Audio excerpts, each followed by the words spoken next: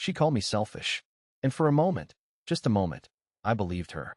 This is a story about a bedroom, a couch, and the quietly radical act of saying no. Picture a duplex. Lower level. For women, a shared kitchen, the low hum of a life that mostly works. Upper level, the homeowners. It wasn't perfect, but it was home. She'd been there almost a year. Erica was 28. She'd lived there the longest. That seniority had quietly become a kind of authority, the unofficial bridge between the tenants and the owners. The one who knew how things worked. The one who decided what things meant. She'd decided to move on. A townhome, a friend, a fresh chapter. She gave the owners proper notice. Plenty of it. August 1st. Clean, responsible, done. She'd held up her end. Everything was in order.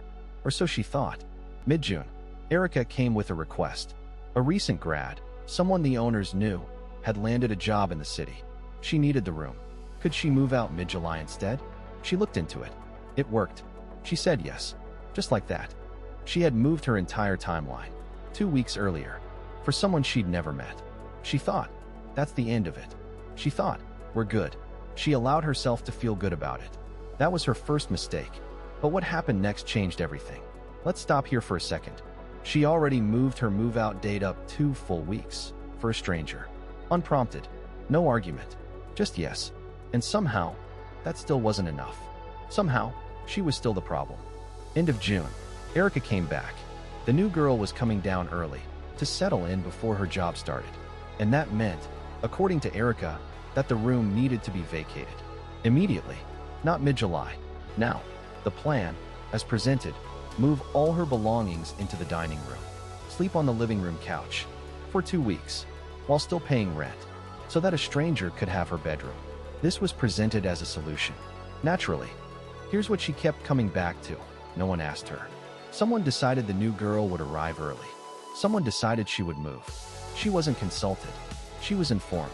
As if her room was already someone else's, and she was just in it. Quick question. If you had already moved your entire schedule for someone, already given something up, and then they came back and asked for more, would you feel guilty saying no? Be honest with yourself.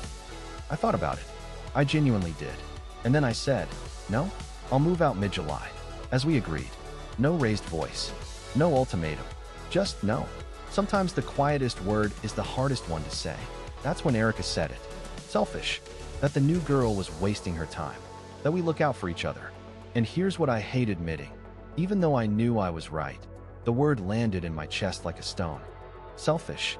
Women are handed that word the moment they decline to make themselves smaller. The moment they say, my comfort also matters. It is engineered to make you second-guess a boundary that was never unreasonable to begin with.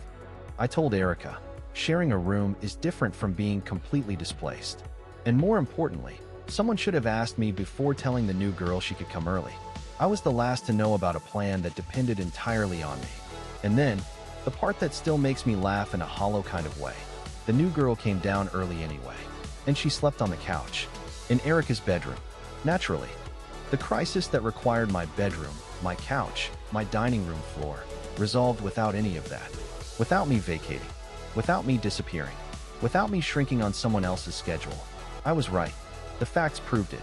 And yet, being right doesn't undo the moment you stood in your own home and felt like the villain for not giving your bed away.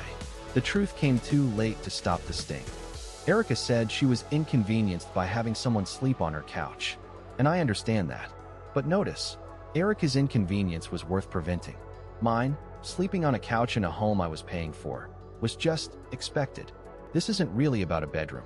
It's about the way women are trained, from a very young age, to absorb other people's discomfort as their own responsibility. To shrink.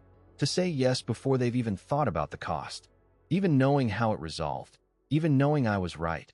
Part of me still wonders. Was I the asshole? Should I have just given up the room? That question outlived the situation. That's what a well-placed selfish can do to you.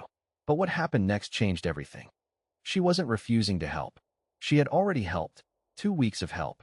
What she was protecting was the right to exist in her own space, on her own agreed timeline, without being renegotiated out of it by people who never asked. There is nothing dramatic about saying no to sleeping on your own couch while your room sits empty for a stranger. It is not heroic. It is not a speech. It is the smallest possible act of self-preservation. And somehow, it still takes everything you have. If you've ever said no to something completely reasonable and still felt the word selfish echo around your chest for days after, you already know exactly what this story is about. You've been here. We've all been here. She called me selfish for sleeping in my own bed. And maybe the most radical thing I can tell you is this: I did it anyway. Sometimes the whole revolution fits inside one quiet word. No.